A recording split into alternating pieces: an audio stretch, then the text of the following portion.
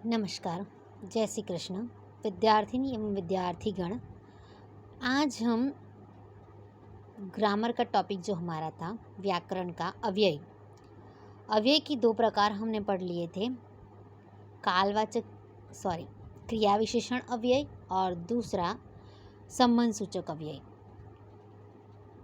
पहला जो प्रकार हमारा था क्रिया विशेषण अव्यय, जिसके पेटा प्रकार हमने देखे थे, कालवाचक क्रिया विशेषण, स्थानवाचक क्रिया विशेषण, रीतिवाचक क्रिया विशेषण और परिमाणवाचक क्रिया विशेषण। ये जो पेटा प्रकार है खाली जानकारी के लिए है। हमें जो जानना है वो केवल दो बातें, क्रिया विशेषण अव्यय और संबंध सूचक अव्यय। बराबर। क्रिया विशेषण में क्रिया की विशेषता थी, जिसमें स्थान के रूप में क्रिया विशेषता थी, काल के रूप में क्रिया विशेषता थी, रीति के रूप में क्रिया विशेषता थी और परिमाण के रूप में क्रिया विशेषता थी। बराबर।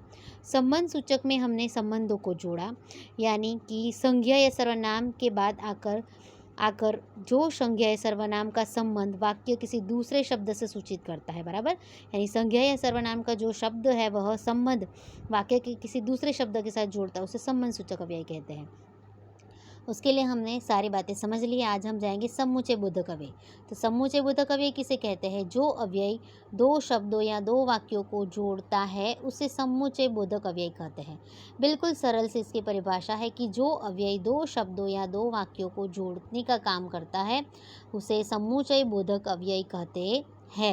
देखो बच्चों, यहाँ कन्फ्यूजन नहीं होना चाहिए। संबंध सूचक यानी संबंध बनाने वाला अव्यय, और समुच्चय बोधक यानी कि दो वाक्यों को जोड़ने का काम जो करता है वो समुच्चय बोधक अव्यय। देखिए यहाँ आशा और लता सगी बहनें हैं। बराबर। क्या बताया गया डेफिनेशन में? जो अव्यय दो शब्दों या दो वाक्यों को जोड़ रहा है। बराबर। आशा और लता सगी बहनें हैं। लड़का आया और तुरंत वापस चला गया। डॉक्टर ने कहा कि मैं जल्दी ठीक हो जाऊंगा। सुमन स्कूल नहीं आई क्योंकि वह बीमार है। देखिए, इन चारों वाक्य में दो शब्दों और वाक्यों को जोड़ने का काम किया गया है। बराबर। तो दो शब्द आशा और लता, बराबर, दो शब्दों को यहाँ जोड़ा गया है और के माध्यम से। लड़का आया और तुरंत वापस चला गया है, वाक्यों को जोड़ा गया है और से। बराबर। डॉक्टर ने कहा है कि मैं जल्दी ठीक हो जाऊंगा, यहाँ दो वाक्यों को जोड़ा गया है।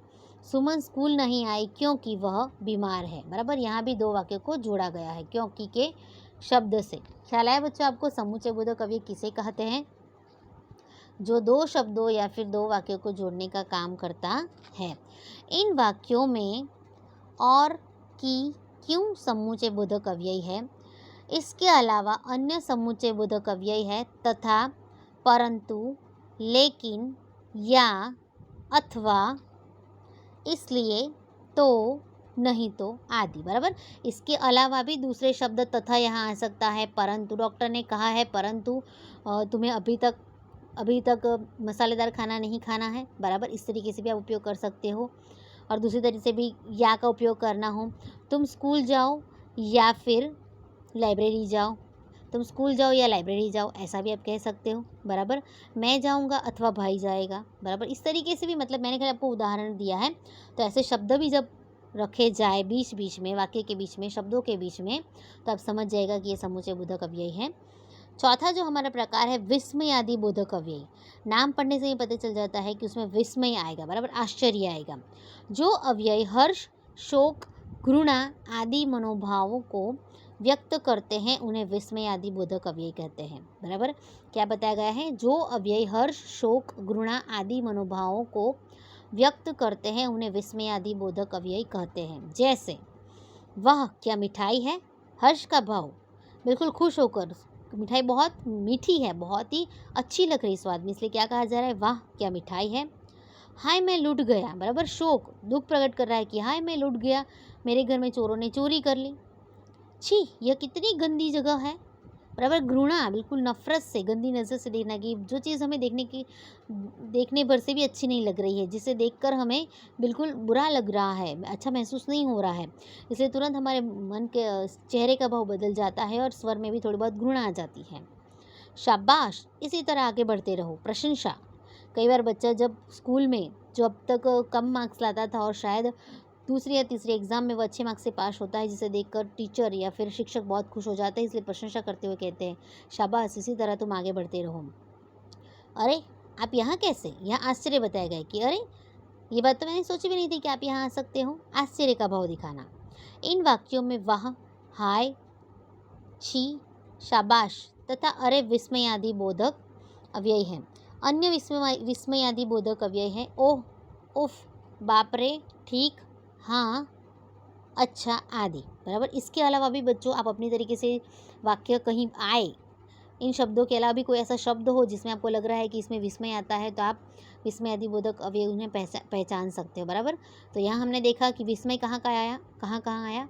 हर्ष में, शोक में, घृणा में, प्रशंसा में या फिर आश्चर्य में। बराबर। ऐसे जो बिल्कुल विस्मय कराने वाले शब्द अगर आपके प्रश्न पत्र में पूछे जाए कोई वाक्य में, बराबर, तो उसमें आप जरूर से अपनी सोच लगाइएगा और वह विस्मय आदि बोधक अव्यय ही निकलेगा। बराबर। आपको ख्याल आ गया बच्चों जो मैंने बताया अव्यय के प्रकार? ये सारी चीज़ें आपको पढ़ाने का मतलब मेरा यही है। आपकी किताब में तो खाली अव्यय पहचानना है, लेकिन मैं आपको अव्यय के प्रकार भी पढ़ा रही हूँ। क्यों? ताकि बच्चों अगर अव्यय के प्रकार आप अभी से जान लोगे तो आगे जब 9वीं कक्षा में या फिर 10वीं कक्षा में हिंदी विषय आपका होगा, तब अगर आपको ग्रामर पूछा जाएगा उस समय अव्यय आपके लिए बहुत ही उपयोगी साबित होंगे। इसलिए किसी भी चीज़ को अगर हम जानें तो पूरी तरीके से जानें। पहचानना और प्रकार दोनों ही चीज़ें अगर हमने जान ली तो आगे जाकर ग्रामर समझने में हमें आसानी रहती है। बराबर। एक बार फिर से हम इन बातों को जान लेते हैं। जिस शब्द के रूप में कभी कोई परिवर्तन नहीं होता उसे अव्यय कहते हैं। अव्यय लिंग, वचन, काल और कारक के प्रभाव से बिल्कुल मुक्त रहता है, जिसमें कोई भी परिवर्तन नहीं आता, वो जिस भी स्वरूप में है वो वैसा ही रहता है। उसका लिंग, वचन, काल या फिर कारक, जो क्रिया करने वाला है कारक, वह भी वही रहता है। पहला प्रकार था क्रिया विशेषण अव्यय, जो क्रिया की विशेषता बताता है। तो क्रिया की विशेषता यहाँ कौन कौन से 4 विभागों में दिखाई देती है? काल के रूप में क्रिया विशेषता आती है। बराबर। काल यहाँ दिखाई देता है, क्रिया तो हो रही है लेकिन कैसे? काल के रूप में। बराबर। दूसरा जो हमने देखा था वह था स्थानवाचक। बराबर। तो स्थानवाचक में भी क्रिया तो हो रही है लेकिन किस प्रकार से? स्थान के हिसाब से। रीतिवाचक क्रिया विशेषण में क्रिया तो हो रही है लेकिन रीति के हिसाब से, धीरे या फिर जल्दी या फिर फटाफट।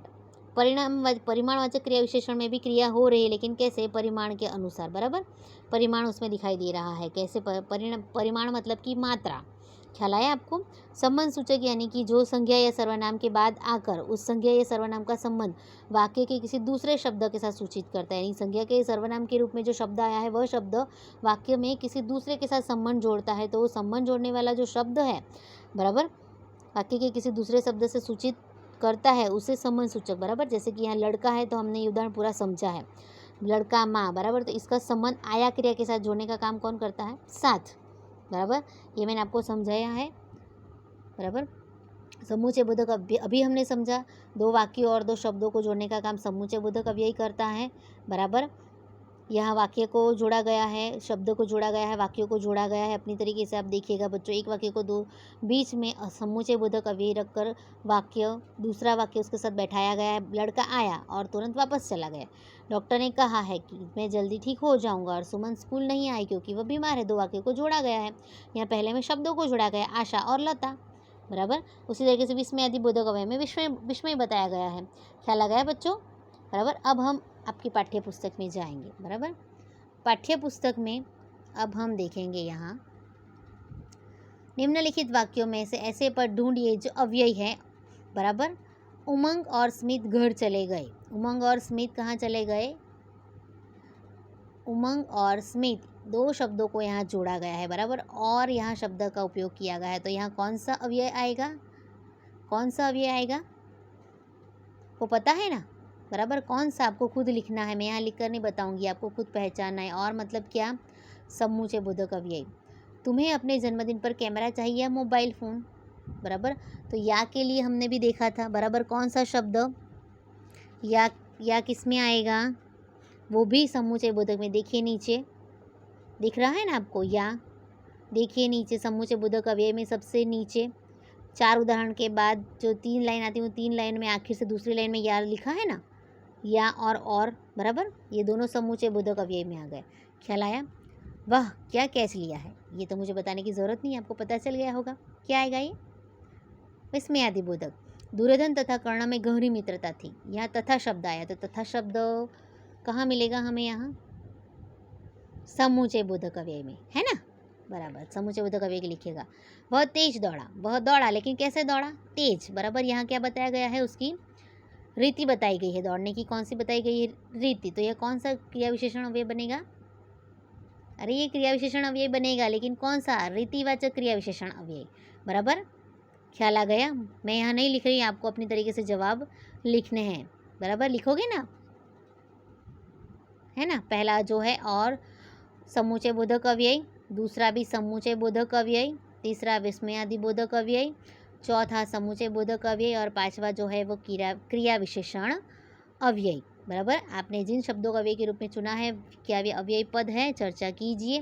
बराबर, यहाँ प्रवृत्ति दी गई है। प्रवृत्ति जो मैंने आपको आगे के समय बताई थी, आगे पीरियड में बताई थी कि प्रवृत्ति में किस प्रकार से वाद विवाद होता है और वाद विवाद में कौन कौन सी बातों का ध्यान रखना है। बराबर, ये सारी बातें तो हो गई। अब मैं आपको होमवर्क के रूप में कुछ उदाहरण दे रही हूँ, आप अपने तरीके से इसे कीजिएगा। बराबर, ये जो उदाहरण है ये मैं आपको PDF में रख कर दूंगी। बराबर, 8 है, आपको इसमें से अव्यय पहचान कर प्रकार लिखना है। अपनी तरीके से पूरी कोशिश कीजिएगा बच्चों। टीचर नेक्स्ट पीरियड में ये जो अव्यय है इनके जवाब आपके सामने पेश करेंगे, लेकिन आप पहले प्रयत्न तो कीजिए। बराबर, प्रयत्न के बाद टीचर आपको इसके जो प्रकार है आपको नेक्स्ट पीरियड में बताएंगे। बराबर, पन्ना उलट गया है ना, 1 मिनट, चलो कोई बात नहीं, टीचर PDF में रखेंगे। आज का हमारा टास्क यहीं तक, अगले टास्क में आगे बढ़ेंगे। अस्तु।